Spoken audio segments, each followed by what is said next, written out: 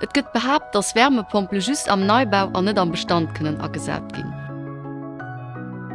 Wärmepumpe kënne ganz klar auch an Bestandsgebäier agesät ginn, déi en niedrigen Isolationsstandard opweisen, a wo et keng Fußbodenheizung gëtt, wie wo mat klassischen Heizkörper gehëtzt gëtt.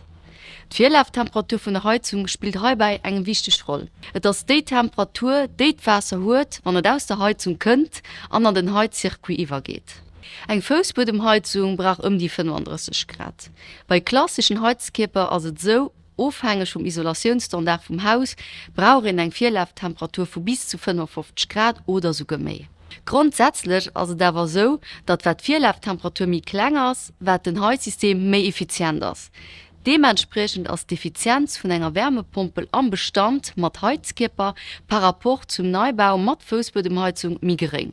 Modern Wärmepumpel vun Haut krenet awer oni Problem hin, mat engem gute Rendement héich Vierlauftemperaturen zu produzieren, an dofir kann eng Wärmepumpel auch am Bestand effizient schaffen, an ass domat eng interessant Alternativ zu bestoende Systemer.